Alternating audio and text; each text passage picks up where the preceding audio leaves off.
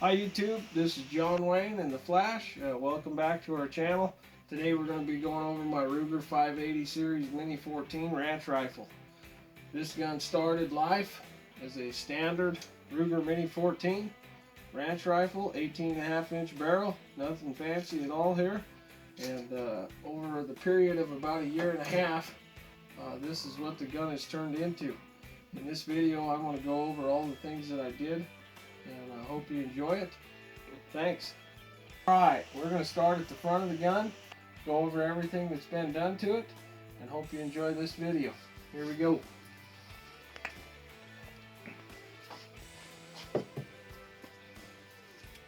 The muzzle device that's on here is a muzzle brake. I purchased it from Accuracy Systems Inc. They're made in Colorado. And I had to thread the barrel. We moved the sight back, and this is the original sight. I wanted to make sure that when I was shooting that I had the least amount of recoil, even though these are pretty light. I wanted to be able to stay on target for follow-up shots. The barrel on the Ruger is a 6.25. Accuracy Systems makes this adjustable gas block along with a barrel stabilizer. This will help cool a little bit faster and ensure that this barrel is rigid. This gun shot very well to start with, and I'm going to find out what kind of improvement that has made. I haven't shot it since I have done the muzzle brake and also installed the adjustable gas block. These items are from Accuracy Systems in Colorado. Look them up, they make excellent products. As we move down the gun, I did put on a 4-end handle here.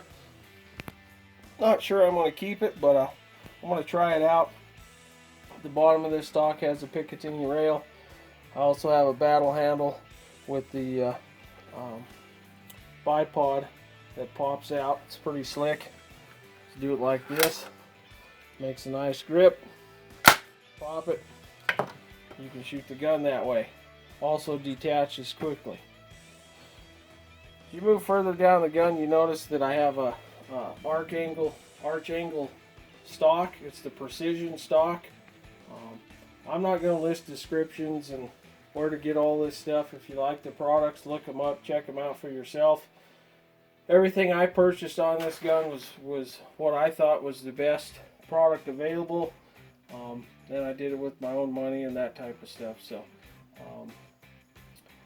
what I really like about the stock, and the reason I purchased it over the standard stock that the gun comes with, is for the adjustable comb and the length of pull. What's really neat, you can adjust the comb cheek riser here. You can get a perfect fit on your scope, and if you are aligned properly, you know that makes it a heck of a lot easier to shoot the gun. You're not fishing for the crosshairs, adjusting your head, doing those kind of things. On the back of the gun, you have adjustable length of pull. This is really nice. A couple reasons. If somebody else wants to shoot your gun, you can adjust it, and they can generally fit the gun to their liking.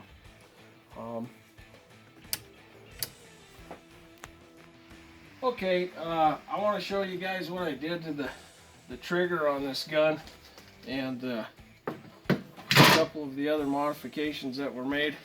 Gun is unloaded, it's been safety checked, all that good stuff.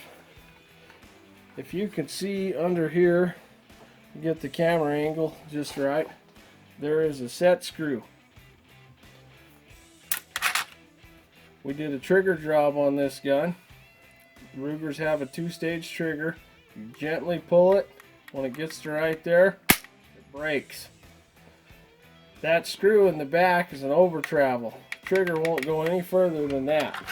What makes that really nice is when you go ahead and squeeze the round off, it breaks. You're not going to pull the trigger any further than that set screw. Trigger on this is 3.5 pounds. We had it done, and it really makes a huge difference. I know a lot of people talk about getting the trigger done on the Mini 14. We did it, and this thing is awesome. And I did have that done before I added the accuracy systems parts and shot the gun quite a bit, and this thing is pretty awesome.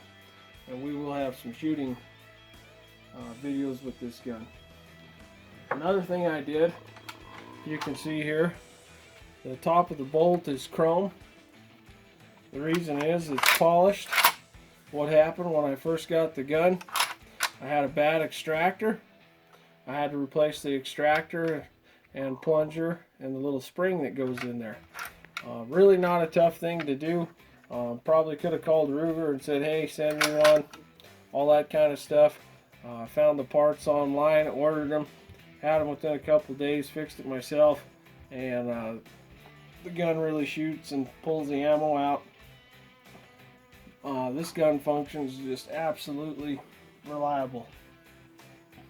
Alright, everybody knows the Rugers come with a scope mount, scope bases, or scope rings with the gun. They are specific to Ruger. They have to be mounted. A lot of people, you know, well, I don't know if I like that, this kind of stuff. These scope rings are fantastic. They're heavy duty. They fit perfect. They allow you to mount your scope very low to the barrel, which of course helps for accuracy when you're sighting your scope in, and really allows the scope to be solidly mounted.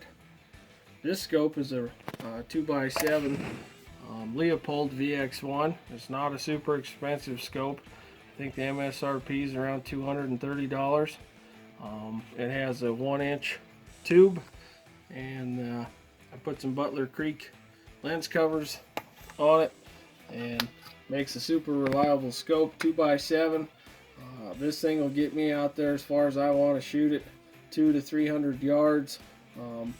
You can get out there at 400 yards and shoot stuff as well, but I like to shoot around 200 to 300 yards.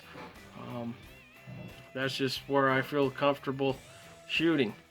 One of the other things that I did to the firearm when I first got it, I shot the gun in its stock configuration and really tested it out to see what I was working with before I went ahead and did these modifications.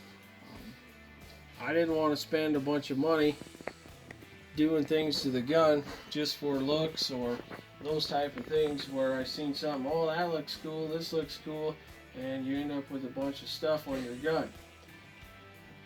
Everything on this gun has a purpose. I didn't do anything just for fun.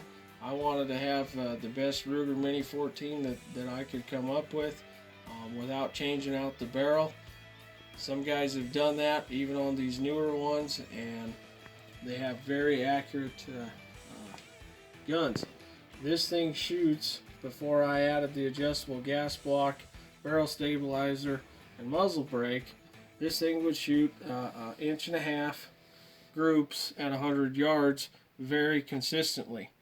A lot of that had to do with the shooter. One thing I found is this ammo here. It's 223. It's 60 grain. It has a Hornady bullet. It's loaded from Freedom Munitions. They claim muzzle velocity about 2,900 feet per second. This stuff, guys, is by far one of the best ammunitions I found to shoot through this gun. It will, at 50 yards, you can put 3 or 4 rounds inside of a quarter, and I'm going to do videos showing how this gun shoots.